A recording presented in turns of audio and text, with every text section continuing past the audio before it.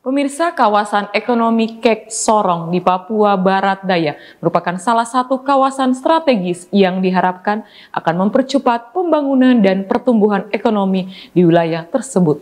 Namun, kekhawatiran masyarakat pun turut muncul terkait belum adanya tanda-tanda pembangunan smelter di kawasan tersebut. Hal ini membuat masyarakat bertanya-tanya tentang kelanjutan rencana pembangunan smelter yang sebelumnya telah digulirkan. Pembangunan smelter di kawasan Kek Sorong seharusnya menjadi salah satu prioritas pembangunan untuk mengoptimalkan potensi sumber daya alam yang dimiliki wilayah Papua Barat. Meskipun demikian, hingga saat ini belum ada kejelasan terkait realisasi dari rencana tersebut. Otis Kambu secara tegas menyikapi perkembangan kawasan ekonomi Papua Barat Daya yang diberikan waktu hanya sampai Desember 2023.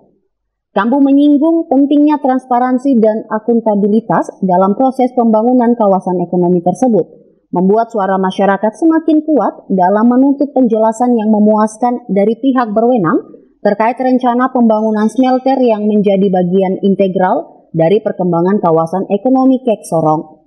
Sebagai bagian dari masyarakat yang peduli terhadap pembangunan wilayahnya, tanggung jawab untuk memastikan rencana pembangunan yang dijanjikan pemerintah benar-benar terrealisasi.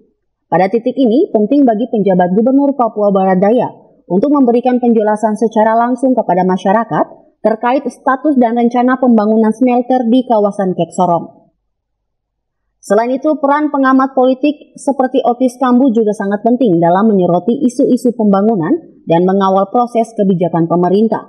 Pemerintah harus memperhatikan masukan dari berbagai pihak terkait agar pembangunan dapat berjalan sesuai dengan kebutuhan dan harapan masyarakat, serta memberikan dampak yang signifikan bagi peningkatan kesejahteraan dan pertumbuhan ekonomi di wilayah Papua Barat Daya. Belum ada tanda-tanda ke arah situ. Inilah yang mungkin saya berharap Pak Gubernur bisa menjelaskan, karena sudah dipublikasikan kepada masyarakat di Papua Barat Daya. Karena terbuka sekali. Untuk itu, kalau memang tidak jadi ya, kita tunggu aja nanti siapa presiden, jadi baru kita bikin perjanjian ulang untuk membangun smelter setelah 3 kandidat yang presiden yang maju. Itu.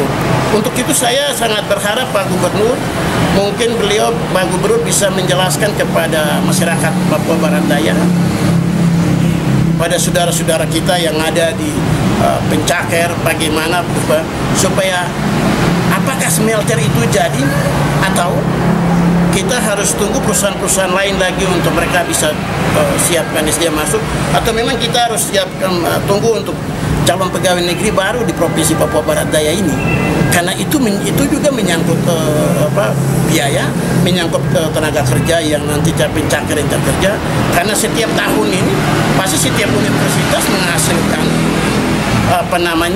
sarjana-sarjana baru. Ada sarjana-sarjana baru yang siap melakukan mencari kerja di perusahaan ataupun di birokrasi. Untuk itu saya jujur sekali lagi minta Pak Gubernur bisa menjelaskan itu. Apakah smelter itu jadi atau memang tidak jadi? Kalau tidak jadi, Pak Gubernur kasih tahu tidak jadi karena faktor anggarannya. Kalau jadi juga kapan realisasinya?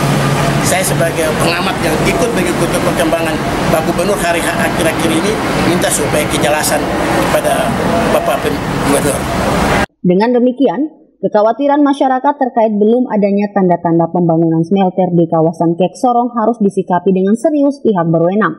Keterbukaan, transparansi, dan responsivitas terhadap harapan masyarakat akan menjadi kunci dalam membangun kepercayaan dan memastikan rencana pembangunan smelter tersebut dapat terrealisasi sesuai dengan target yang ditetapkan. Semi Venjalang, CWN Channel.